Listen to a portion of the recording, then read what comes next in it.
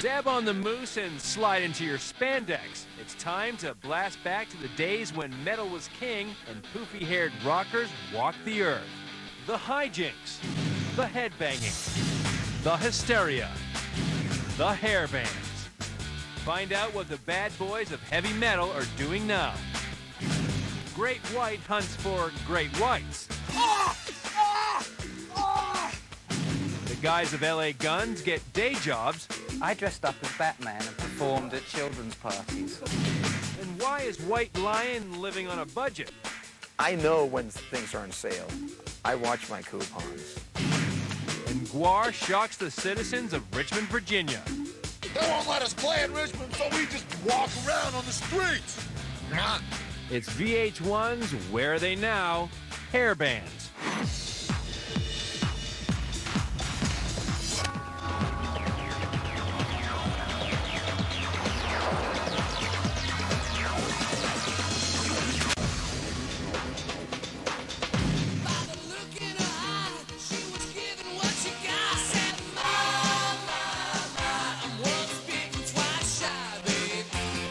Great White's album Twice Shy was anything but humble. In 1989, the record bulldozed its way to number 9, went double platinum, and gave the group a top 10 hit. While their LA peers were busy accessorizing, Great White skipped the makeup and got down and dirty with loud guitars, back to basics clothing, and for lead singer Jack Russell, a whole lot of liquor. For me, I was always do everything on 10. Whatever you do it the best you can do it. And when it came to partying and that kind of stuff, it was the same thing. I did as much as I could, for as long as I could. Although the band never broke up, by the early 90s, Great White was hovering close to extinction. So where is Jack now? Yeah, baby! Fishing, I've been fishing since, before the wheel was invented, you know what I mean? It's just my true love in life. Yep, the guy from Great White is now hunting great whites. Sharks, that is. I think the thing about fishing for sharks is, the exciting thing is, you never know when you're gonna hook that, 20-foot great white. Let's watch as Jack Russell shows us how to catch a shark. I need to get in there. Back off, Chuck. Get a picture. How long is he, guys? It's way over 8 foot. This is a good 700 Get the light pound behind fish. me. Get the light behind me. Ah! Ah! Ah! Oh, my God. Oh. He still hasn't caught the big one, but a couple years back, a small one caught Jack. Yeah, I got bitten once, and I grabbed the fish to take the hook out of his mouth, and he just kicked his tail up and shot up and nailed me in the hand. And then we went right to the bone. This thing didn't stop bleeding for like an hour. When he can't get his adrenaline rush on the high seas, Jack takes to the skies.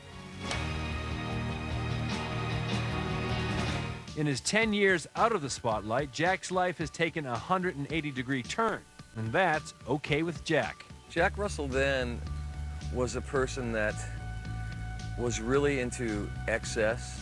I mean, you get to that point where the fame happens and everything, and you almost believe your reviews, and you start to become more of the person that people expect you to be than the person you are.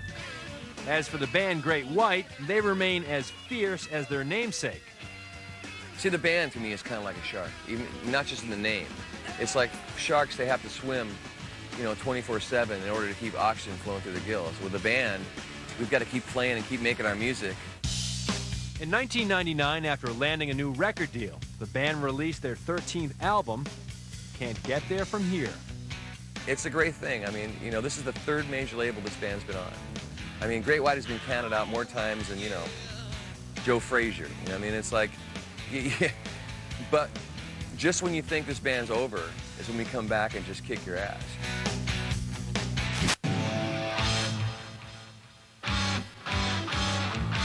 Once called the Danish Michael Jackson, in 1982, Mike Tramp left his native Denmark for the promise of rock and roll glory in the U.S.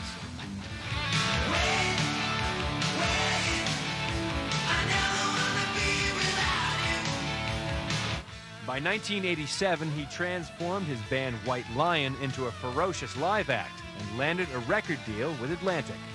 I remember getting the first $1,200 check and going straight down to McDougal Street and blowing it within 2 minutes. It was 3 pair of boots, a leather jacket, and pants, and now I'm playing rock and roll. The band's album Pride sold more than 2 million copies and spawned the top 10 singles, Wait and When the Children Cry. When the children cry, let them know we tried. 'Cause when the children sing, then the new world begins. White Lion had arrived. I never look back at all the money that I made and all the money that I spent. I felt it was kind of just monopoly money. Here's $10,000 for the show tonight. But what do? We were jumping around up there screaming, now we get free beer, and hanging with some chicks. And now you're going to pay me for it? Well, I have some more, please. By 1991, the ladies had lost interest and the big check stopped coming. White Lion's brand of rock was replaced by a new sound. Suddenly there's just 2 big steel doors getting close in your face saying, hey, you're not happening anymore, dude. And therefore you go, well, what did I do wrong? In 1991, White Lion broke up. So where is Mike Tramp now? Welcome to Lake Tahoe, Nevada, playground to former rock stars and current snowboarding enthusiasts. You know, the second you get up on the mountain, you have to, really concentrate, on not killing yourself. Once in a while, you need to get out of your house, because I can be the kind of type of person that just would sit there and stare at the phone and just saying, well, ring, damn it, ring. Mike's move to the mountains of Nevada came in 1994, when the singer could no longer tolerate the LA lifestyle. In LA, nobody will tell each other the truth. Nobody will say, you know what? I'm really having a rough time, man. I'm broke. I'm depressed. They won't answer my phone calls. So go into a place where you could go up to the mountains and you can get some clear thinking. Mike may enjoy life up in the mountains, but his daily life is grounded in reality. I know when things are on sale. I watch my coupons.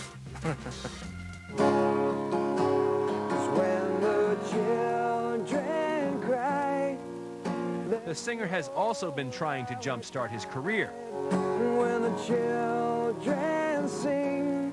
In 1998, he released his first solo album, Capricorn. But Mike's past still haunts him. When you hear somebody making fun of the 80s, it gets to you in the way that you weren't a comedian. We all were serious rock bands, even though the videos didn't look like that. Mike has serious plans for the future. He continues to write more material for another solo album. I have more to offer musically. And I'm not washed up on the beach. I'm not outdated. It's just really saying, hey, I know I was part of the 80s, but hey, I didn't kill anyone. Give me a break. Listen to my music. Coming up, LA Guns remember the good old days. There are no rules, and you feel invincible. And as long as you don't end up in jail, then you're getting away with it. Learn the secret to Slaughter's success.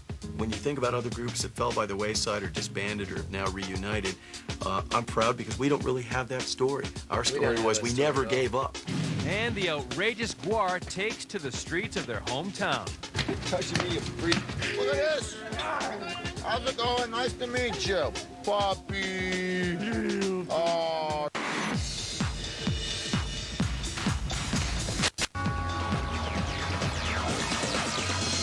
The year was 1985, and this singer, who began with bands like the Rumblers and Elf, also sang with the star-studded group Hearing Aid, heavy metal's answer to We Are the World.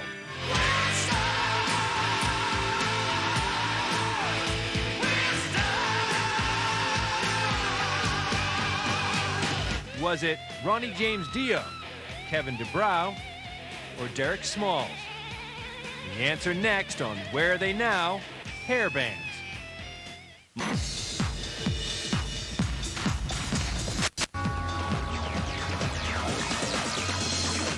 year was 1985, and this singer, who began with bands like the Rumblers and Elf, also sang with the star-studded group Hearing Aid, heavy metal's answer to We Are the World.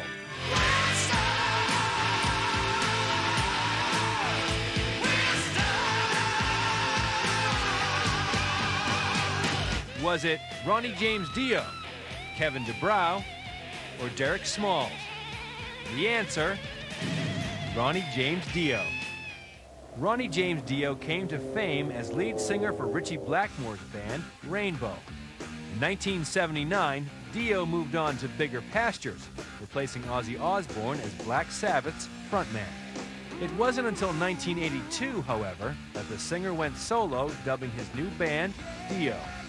Their debut album sold more than 500,000 copies and featured the hard-rocking single, Holy Diver. Holy diver, you've been down too long in the midnight sea. Oh, what's becoming of me? Dio followed up that success with the album The Last in Line. In 1984, it cracked Billboard's top 25.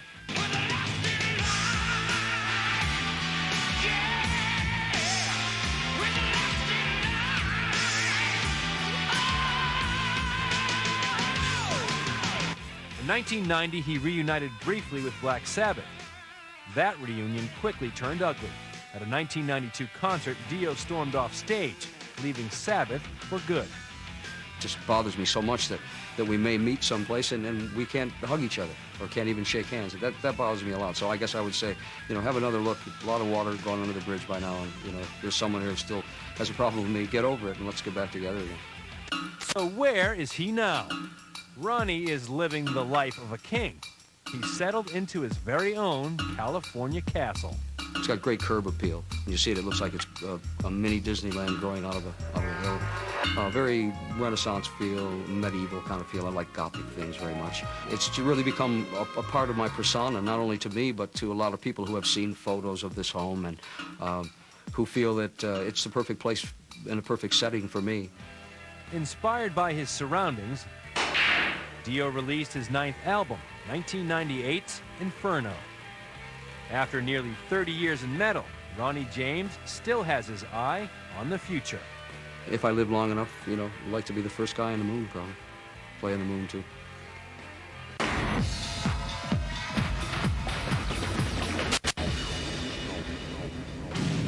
Ladies and gentlemen, tonight we have the fabulous L.A. Guns. L.A. Guns were typical of the Sunset Strip bands of the late 80s. Loud, brash, and part of L.A.'s metal scene. Formed by original Guns N' Roses guitarist Tracy Guns and Wasp drummer Steve Riley, the band went gold with their second album, Cocked and Loaded. The record featured the top 40 hit, Ballad of Jane.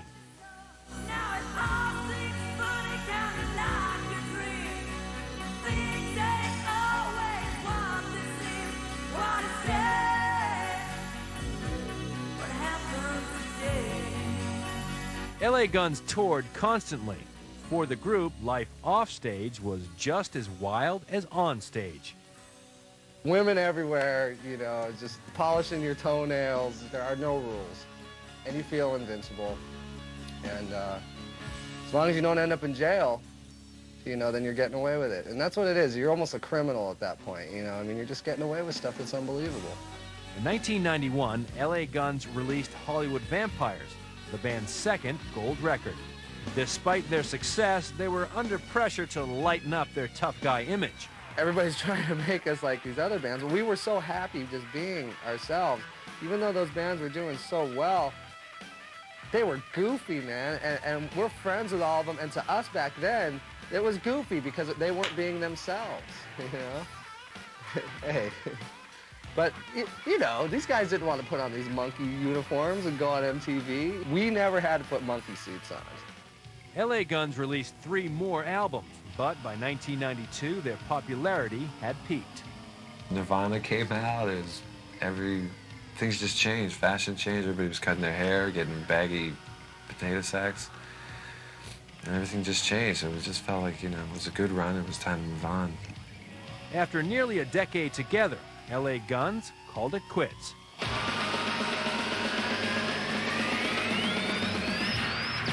So where are they now? It was pretty bad. I was lost. Just no idea what to do. Going to apply for a job was like just the most humiliating, because you're mobbed. We've been mobbed, and then you're invisible, and then you gotta get a job. For bass player Kelly Nichols, finding a new job wasn't easy. I got into computer graphics. My brother's a graphic artist. But tell about excuse me interrupting. Sorry. But, he went up to Seattle and he applied for a job at Tower Records and they wouldn't even give him a job at Tower Records. That's how pathetic. That he couldn't even get a job in a record store. Holy Thanks for bringing that one up, man. Lead singer Phil Lewis continued to wow audiences. Only this time his fans were slightly younger. I dressed up as Batman and performed at children's parties. Paint their faces, kick them up the arse when Mum wasn't watching, and it was boys, 10-year-old boys and stuff. It was nothing to it. I was a good Batman. So it was no big deal. God, the tragedy and the pain. I can't do that. I'm a star. I think that's such a load of old bollocks. I really do. I think we were really lucky to get where we were, and we shouldn't think ourselves unlucky because we're not there anymore. Phil moved on to a career in television as an audio engineer for Fox. You get paid for it. I have much more money now than I ever had when I was a musician. As for guitarist Mick Cripps, I went to work for a record company, a record label called Cleopatra, where I'm an art director. And joined the opposition. Yeah, I went over to the other side. Founding members Tracy Guns and drummer Steve Riley continued to work together. In fact, shortly after the band broke up, they reformed the Guns with new members.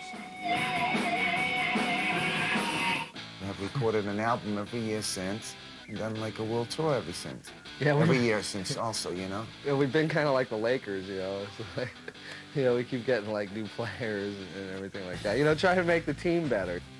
The duo have no plans of ever retiring. Even if all the fans go away, yeah, we'll still be there. People say when there's nobody left coming to the shows, then we'll quit. Well, we won't. Coming up, the secret to Slaughter's survival.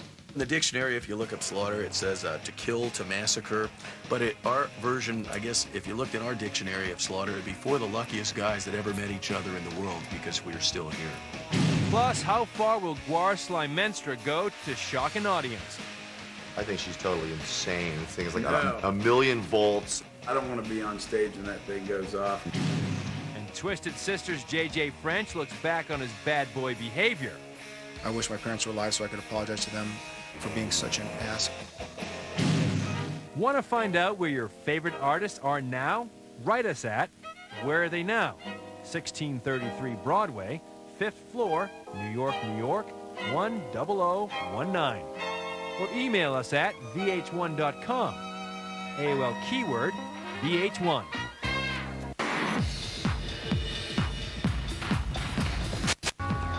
Brad D. from Phoenix, Arizona writes, me and my friends watch Where Are They Now every week. I especially like the metal bands of my youth like Warrant and Rat. But what about the Scorpions? How come you guys never mention them? What are they up to these days? Well, Brad, we've got a surprise for you. Next on Where Are They Now? Hair bands.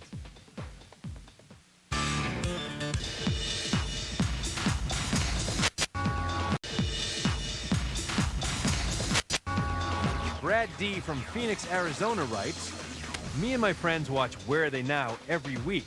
I especially like the metal bands of my youth like Warrant and Rat.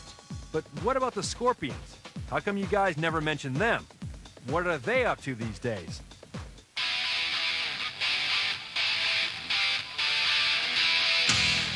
The Scorpions made their American debut in 1979, opening for Ted Nugent. 5 years later, the band were international superstars. Their album Love at First Sting turned double platinum and featured the blistering anthem Rock You Like a Hurricane.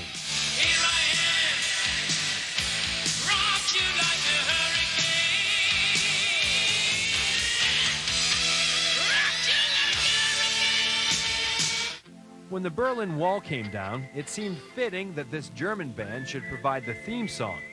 August summer night, soldiers passing by, listening to the wind of change. 1989's Wind of Change was a huge hit in 13 countries and even won the band an audience with Soviet Premier Mikhail Gorbachev. So where are the Scorpions now? I would like to welcome the Scorpions to Kuala Lumpur, Malaysia. Where are they now? Malaysia, to be exact.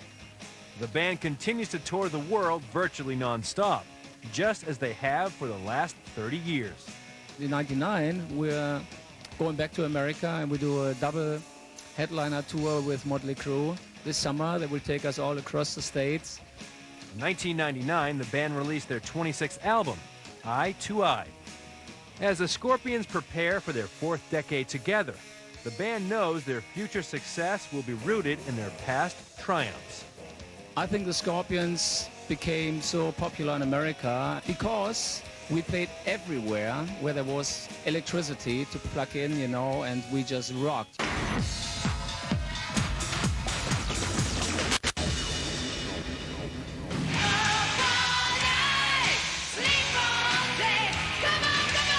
Slaughter stormed out of their hometown of Vegas in 1989 and onto their first national tour, opening for childhood idols Kiss. Slaughter instantly won fans with mega hits like Up All Night and the moving ballad Fly to the Angels, a song that soared into the top 40. But now you got to fly to the angels. By 1992, Slaughter, named after lead singer Mark Slaughter, had scored 5 #1 videos, racked up 2 gold albums, and sold more than 2 million records. Then, just as suddenly as they'd arrived, it seems Slaughter had disappeared. So, where are they now? Up all night, sleep all day. When you think about other groups that fell by the wayside or disbanded or have now reunited, I'm proud because we don't really have that story. Our story was we never gave up. We never stopped. We never gave up. And it got ugly, folks. I think the thing that kept the band together is we actually joked about it. And we laughed and said, okay, so this is what it's all come to. Well, if this is the worst ain't so bad. It's ground zero. It's all up from here.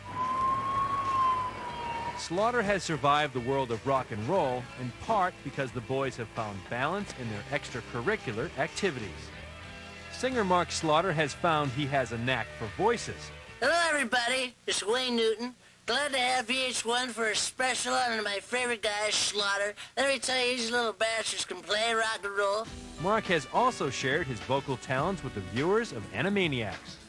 Bassist Dana Strum has invested his heavy metal earnings into the Nevada skyline, becoming a part-time real estate mogul. Building apartment complexes, residential building. It's a really nice feeling, especially when you do an apartment complex, a large apartment complex, and then you see families living in it.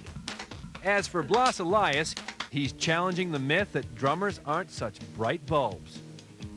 I've kind of become the geek of the band. Blas has developed virtual reality tours for real estate companies. And for the truly devoted, a tour of his very own car.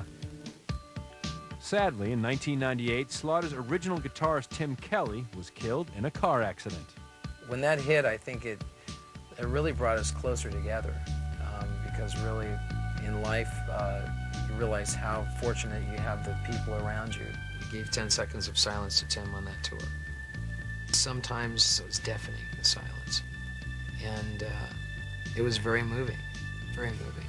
And but we moved forward with our life.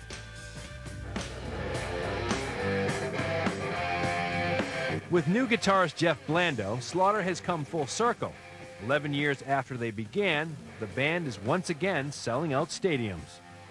They now host an impressive 70,000 visitors a week on their webpage, slaughterweb.com.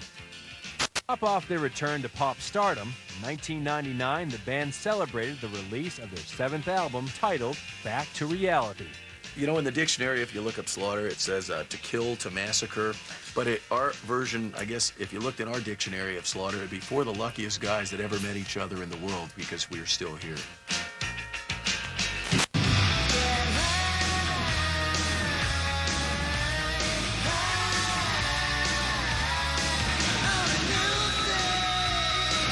Enuff Z'Nuff stormed out of Chicago and onto the charts in 1989. With hits like New Thing and Fly High Michelle, Enuff Z'Nuff proved that metal could also have a melody.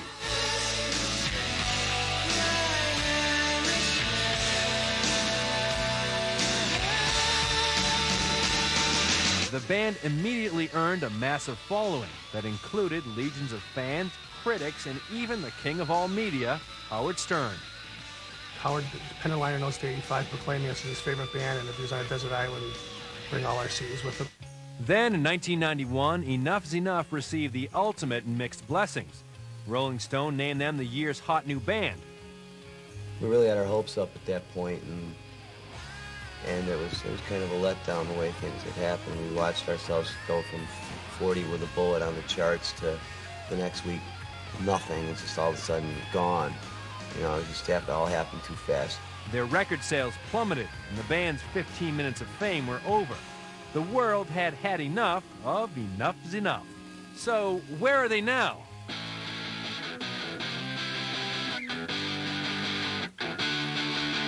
The average life expectancy of any band is like 5 years. So for us to be going on our 15th year is really a miracle. And we're basically just four guys from Chicago who believe in miracles. For Enuff Z'Nuff, that miracle is Japan. In 1998, the band sold out a week of performances. In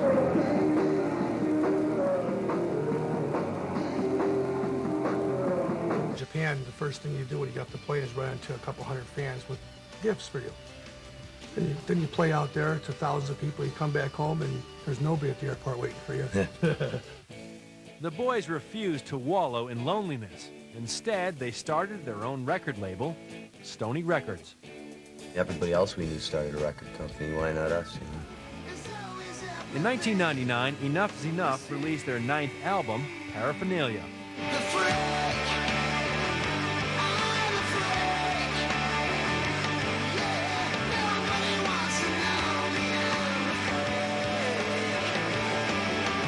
The record highlights such Windy City talent as the Smashing Pumpkins' Billy Corgan, Cheap Trick's Rick Nielsen, and Styx Axeman James Young. For Enuff Z'Nuff, hopes of a comeback won't be hampered by middle age. We're starting another trend. It's called old. We're going to be the pioneers of the old era. Coming up, Gwar takes on Jerry Springer.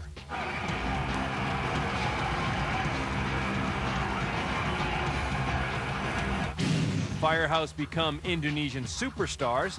It was a parade. They had us in a van, and there was a truck in front of us, and it had a big speaker on the top of it, and they were playing our music and saying our names. And why was Twisted Sister's J.J. French forced to turn down the volume? If I didn't stop listening to loud music, I was going to be deaf by the time I got in my mid-40s. Scared the hell out of me.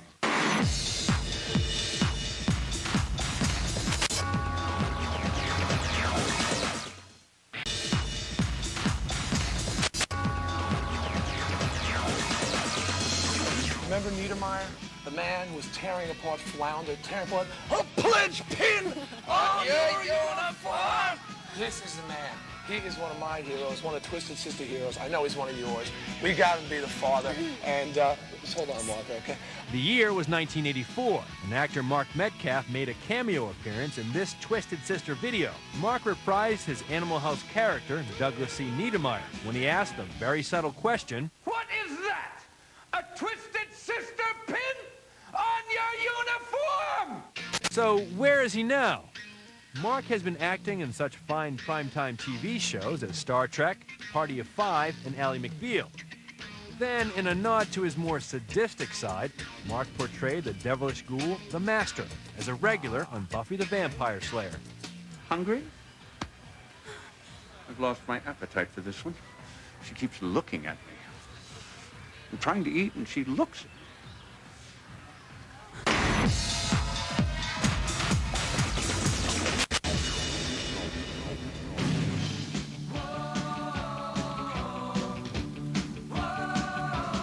Twisted Sister dressed in trashy spandex in their finest drag and sashayed onto the scene with the adolescent anthem, We're Not Gonna Take It. We're not gonna take it.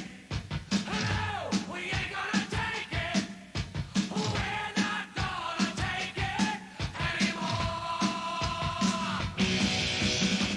fueled by constant video play. Their 1984 album Stay Hungry turned double platinum and spawned the follow-up hit, I Wanna Rock.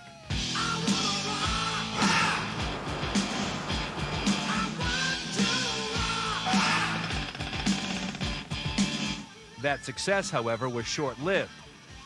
By 1987, after 14 years and 6 albums together, Twisted Sister called it quits. For guitarist J.J. French, the band's demise could not have happened sooner. I just knew I had been in the business long enough when on our last tour, I would be looking over to the front row and seeing kids 13, 14, and like throwing up and saying, shouldn't you be at home working on your SATs? So where is J.J. now? When the band ended, I went to an audiologist who told me I had severe nerve damage in my right ear, and that if I didn't stop listening to loud music, I was going to be deaf by the time I got in my mid-40s. Scared the hell out of me. J.J. decided it was time to give his ears a rest, so the former headbanger got himself a haircut and started a family. Raising my child is the single most important thing to me in my life. I'm blown away by it every day. I wish my parents were alive so I could apologize to them for being such an ass. In 1997, after a decade away from the music business, J.J. returned with a mission, becoming manager and producer for the heavy metal band Seven Dust. My continuing involvement in the music business is going to be based upon the success or failure of Seven Dust. I don't sit there, I'm not working with 20 other bands. I'm working with one band, and I'm working really hard to try to make this, and try to be a part of this success story, because they're extremely talented, and I'd love to live it through them. J.J. did, however, return to the studio. In 1998, he reunited with his Twisted bandmates to record Heroes Are Hard to Find, a song used in singer Dee Snider's film debut, Strangeland. How about I come over there and beat the dog out of you? Yep, that's Twisted Sister's former lead singer himself, Dee Snider.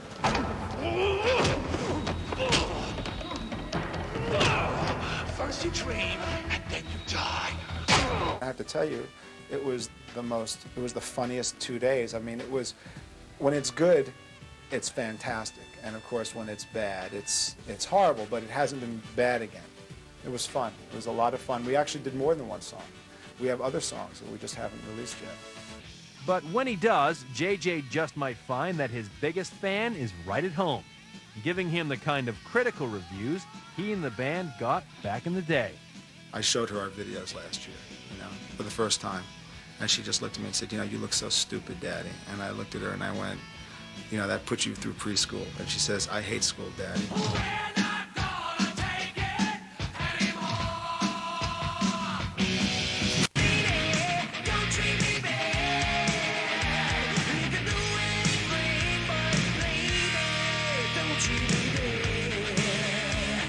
Firehouse burned up the charts in 1991 with their first hit, Don't Treat Me Bad.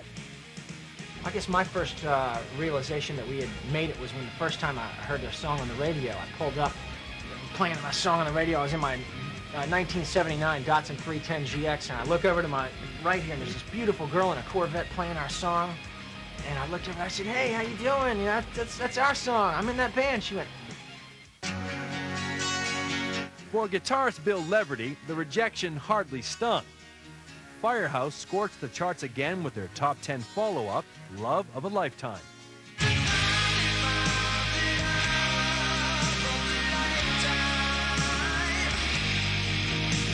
Just how hot was Firehouse? At the 1991 American Music Awards, they beat out Nirvana as the year's best new hard rock band. This is unbelievable, totally unexpected. As the early 90s wore on, radio stations changed their tune to grunge, and by 1992, the success of Firehouse seemed all but over. So, where are they now? In 1995, Firehouse received the grand honor of becoming the first American rock band to play Indonesia. It was a parade. They had us in a van, and there was a truck in front of us, and it had a big speaker on the top of it, and they were playing our music and saying our names in broken Indonesian and English. They'd never seen a spectacle like that. And we had, what, 8,000, 10,000 people there that night. The whole town came out to see us.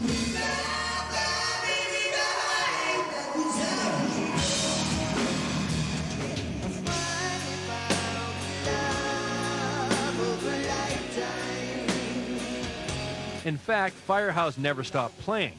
The band celebrated 1999 with the smoking sounds of their fifth album, appropriately titled Category 5. We've tripped and stumbled along the way of our career. You know, I mean, we've made some mistakes and we've learned from the mistakes. And now that we have new management with Perco artists, we have all noticed a big upturn in our career, and the future is looking bright. With his career back on track, lead singer CJ Snare finds time to hit the beach. I like to scuba dive. Not too long ago, I just had an encounter with the manatees in Crystal River up by my home. I got certified not too long ago. I enjoy being on the beach and just getting under the water. As for drummer Michael Foster and bassist Perry Richardson, in addition to playing in Firehouse, they've started their own record label. Perry is also learning to race cars.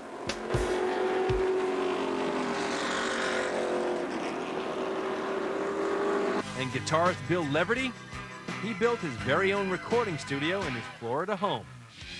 But it's the release of Category 5 that has Firehouse realizing no goal is too small. I wanted to be a billionaire, you know. I hadn't realized my dream yet, so that's why I'm still out here playing.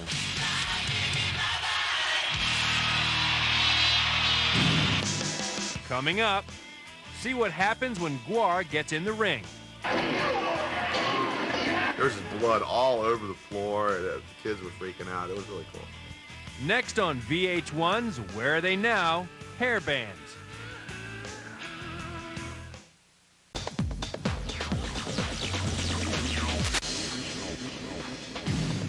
Gwar began as an art experiment at Virginia Commonwealth University, but from the beginning, Gwar was a force to be reckoned with.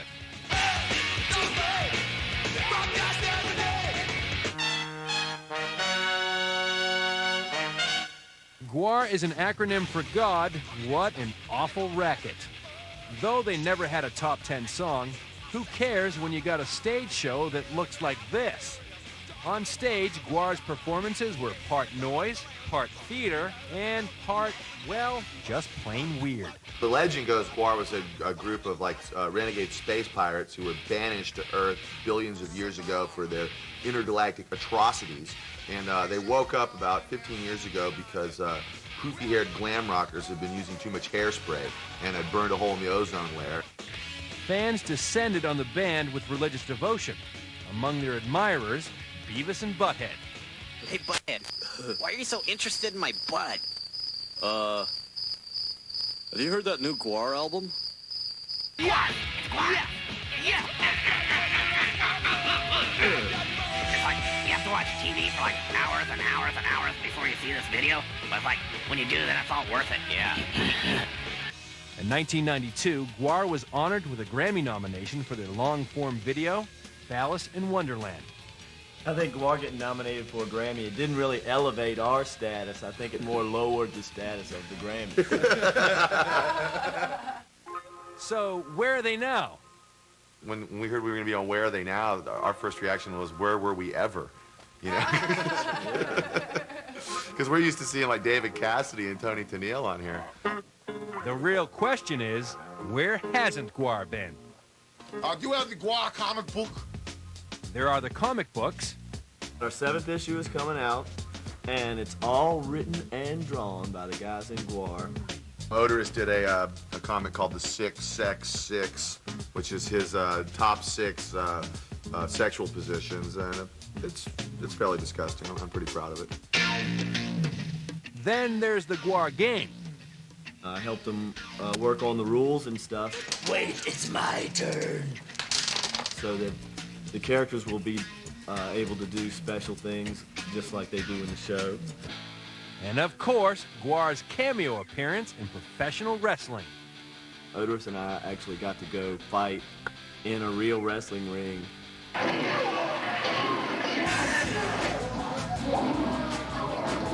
we do a Gwar show where we have like a wrestling ring on stage, and to actually be in a real one with the spring floor and the real ropes and everything was a real trip. In 1996, Gwar received another Grammy nomination, this time for Best Metal Performance. Finally, in 1997, Gwar received pop culture's highest honor. They appeared on The Jerry Springer Show.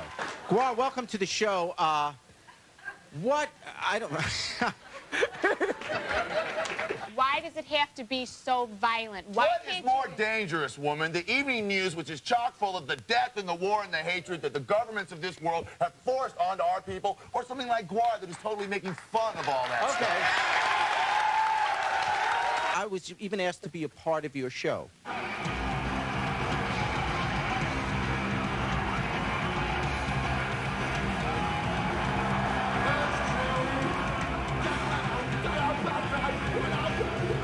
And after that, the show went totally downhill. After the Gwar thing, it's nothing but like redneck trailer park people fighting each other now. And in between their world tours and 9 albums, the members of Gwar find time for the simple pleasures of life.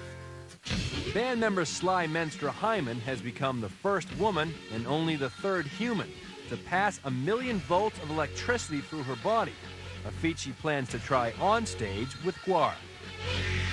I think she's totally insane. This thing is like a million volts. Yeah, but I don't want to be on stage when that thing goes off.